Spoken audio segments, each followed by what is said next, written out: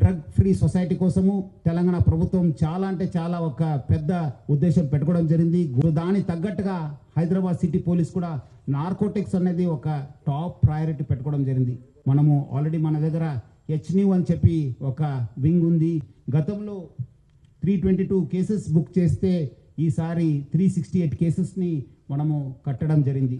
So drugs almost 6.45 crores మనము వర్తున్న డ్రగ్స్ని మనము seize చేశాను.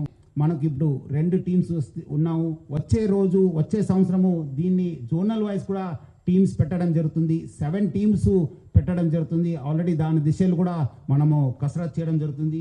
అట్లానే మనము ఈ ఎవరెవరు స్టేక్ హోల్డర్స్ ఉన్నారు, మన ఈగల్ టీం వాళ్ళు కావచ్చు, బయట ఉన్న డిఆర్ఐ వాళ్ళు కావచ్చు, ఈడీ వాళ్ళు కావచ్చు, మన ఎన్సీబీ వాళ్ళు కావచ్చు, డ్రగ్స్ డిపార్ట్మెంటల్ కావచ్చు, ఎక్సైజ్ వాళ్ళందరితో కూడా ఒకటే వేదిక పైన మనము రావడం జరిగింది.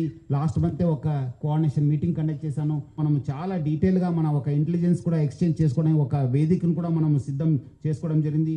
సో వచ్చే రోజు ఈ ఇంటెలిజెన్స్ గ్యాదరింగ్ పైన డ్రగ్స్ ఎక్కడెక్కడి నుంచి వస్తున్నాం, ఎవరెవరు తీసుకుంటున్నారు, who are the main suppliers అనే పైన మనం ఆ నెట్వర్క్ని డిస్మాంటిల్ చేయడానికి హైదరాబాద్ సిటీ పోలీసు చాలా ఒక ప్లాన్ చేయడం జరుగుతుంది. వచ్చే రోజు మనకు దీనిపైన ఇంకా ఉక్కుపాదం మోపుతాను. నార్కోటిక్స్లో పట్టుకోవడం ఒక ఎత్తు అయితే మనము కేసు ఇన్వెస్టిగేట్ చేయడం కూడా ఒక పెద్ద సాహసము.